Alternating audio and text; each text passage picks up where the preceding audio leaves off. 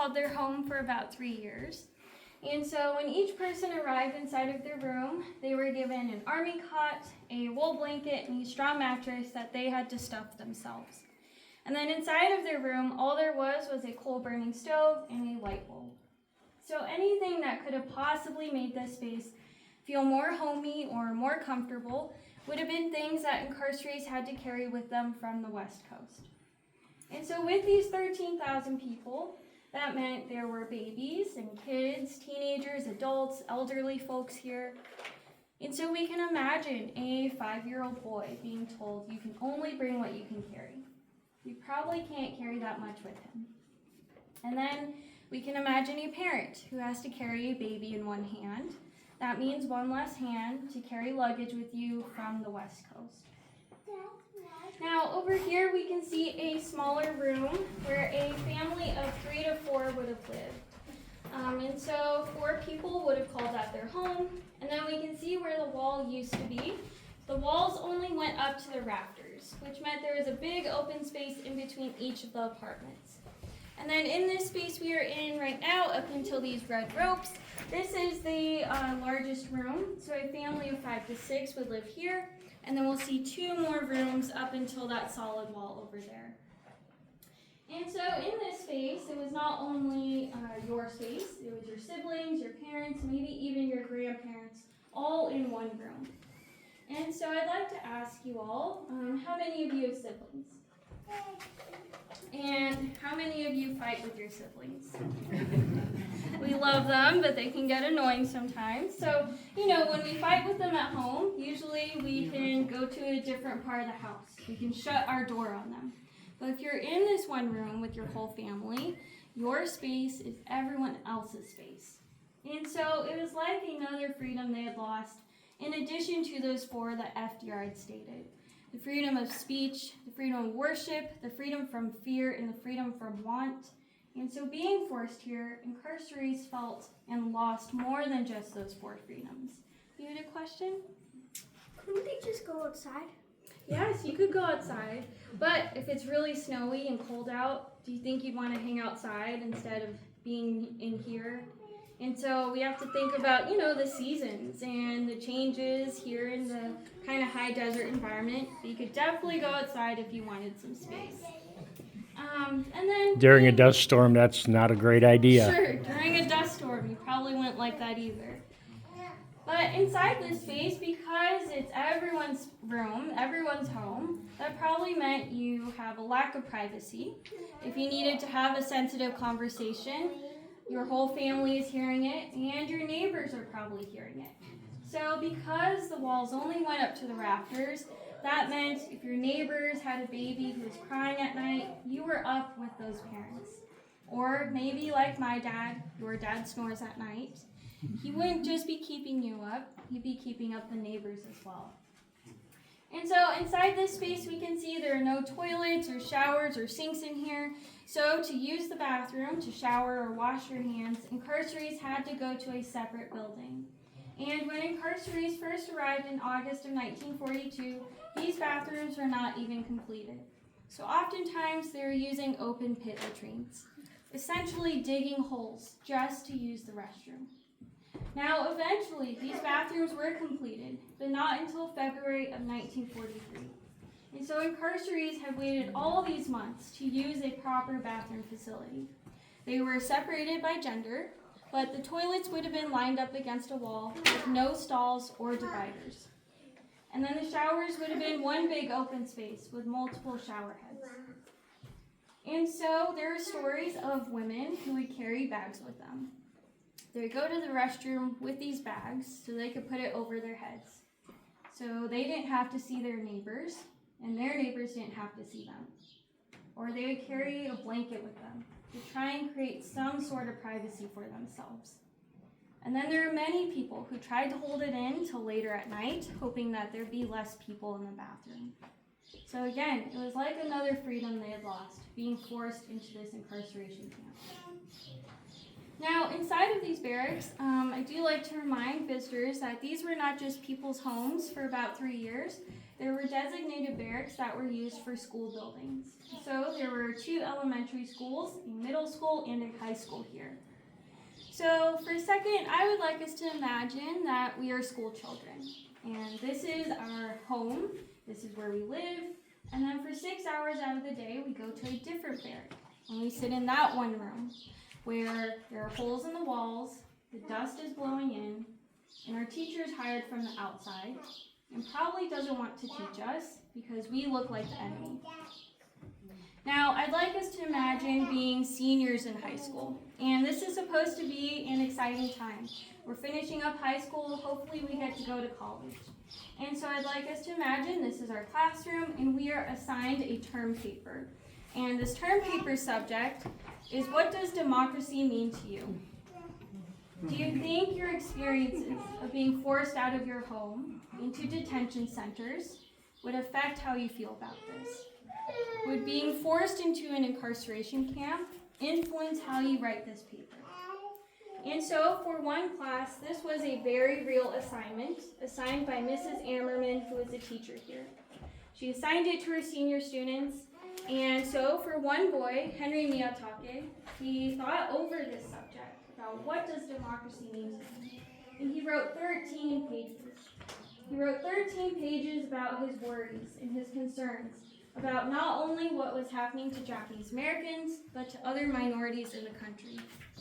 And so he turned his 13 pages in. Mrs. Ammerman read through it, and she didn't like what he wrote. So she called him into class one day and said, Henry, if you revise this, you will be able to pass the class, and you will be able to graduate. Otherwise, you'll be failed from the class, and you won't be able to graduate from high school. And so Henry read through his 13 pages, he thought it over, and he decided to leave it as they were. And so, in addition to those 4 freedoms, I'd like us to think of what Henry lost when he was forced here, and other incarcerees when they were forced here.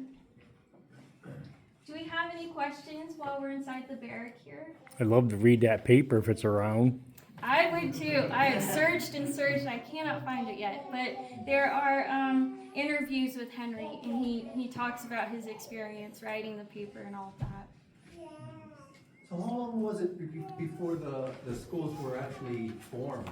From the time that they actually came here and the schools were formed? And who formed them? Right, yeah, that's a great question. So incarcerees first arrived in August of 1942. These schools really didn't get going until the spring of 43. And so kids were, starting the school year late. And these schools were kind of formed through the War Relocation Authority, but also through the incarcerees themselves. The War Relocation Authority hired teachers from the outside to come in and teach, and then incarcerees could be the teaching assistants here. So it was mostly ran through the government here. You had a question?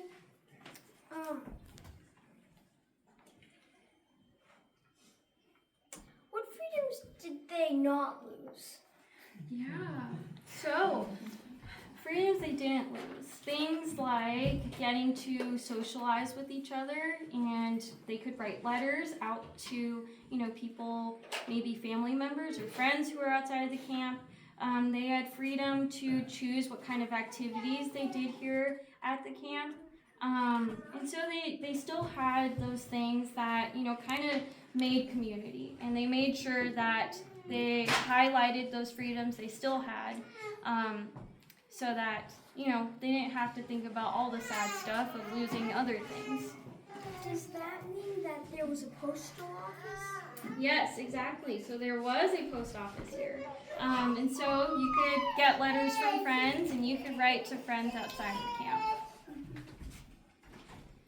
Do we have any other questions while we're inside the barrack here? I have one. Yes. So, since they came with what they could carry, how were they then able to get coats and boots, and how were they able to continue to clothe themselves and get those type of things? Yeah, absolutely. So because they didn't know where they were going or for how long, a lot of incarcerees had brought their best clothes with them.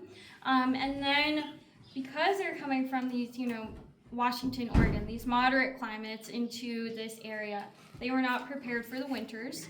And so the War Relocation Authority brought back Army coats and clothes, boots from World War I so that incarcerees could use those. And then eventually, as the community kind of grew, as time went on, incarcerees could get the Sears Roebuck's catalog through the mail, and then if you had a job here, you earned a small amount of money. So you could start to buy some things here. Do we have any other questions while we're here? Yeah. So you said that you could because you earned money you could buy things. Does that mean that there were also stores here? Yes, so there were some co-ops, some smaller stores here that were formed by the incarcerees. So you could buy, a dresser, you could buy a frying pan type things inside those little stores. Yeah. So for the people who were taken and moved here,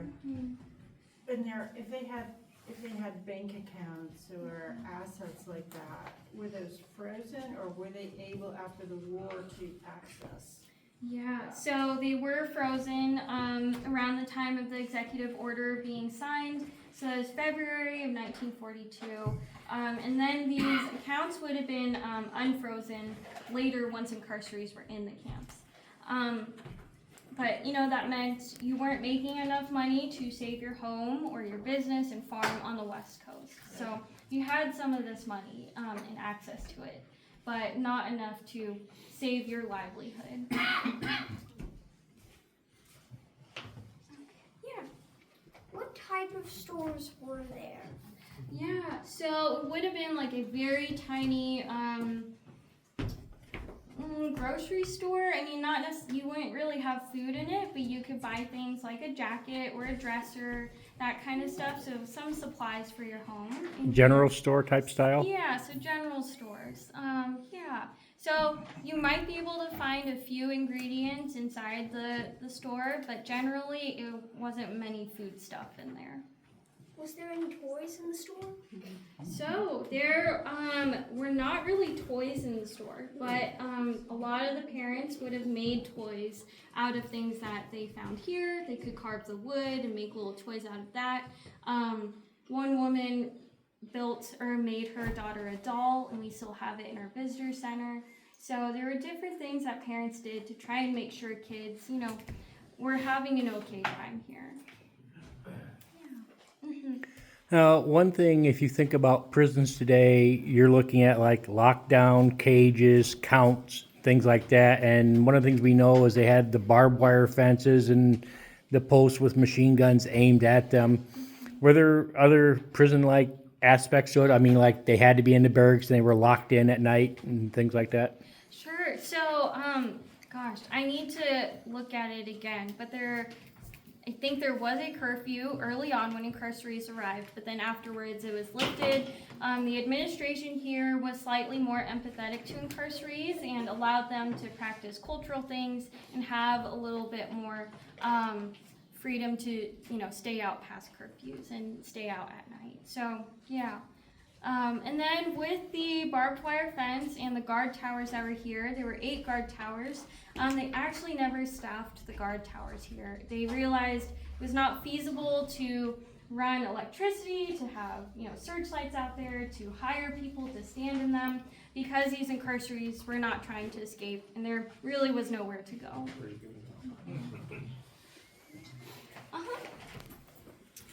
In the movie, it said that if they thought they were trying to escape, they had the right to shoot them.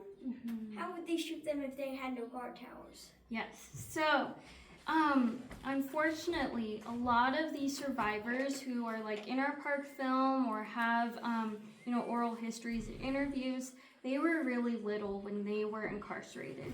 And so it seems that they kind of jumbled some of the memories of camp with the detention centers before being forced here. And so a lot of them remember guards being in these towers, but they would have been in the towers at the detention centers, but not here at the camp. And so I think that's what that survivor was talking about, is when they were either in Puyallup or the Portland Detention Center, they would have had guard towers there with people in them. That is a great question. Yeah. Thank you.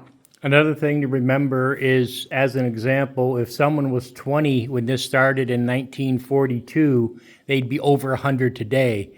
So most of the people who were interred here are long past. Alrighty. If we're ready, we can move on to our next stop. I'd like to follow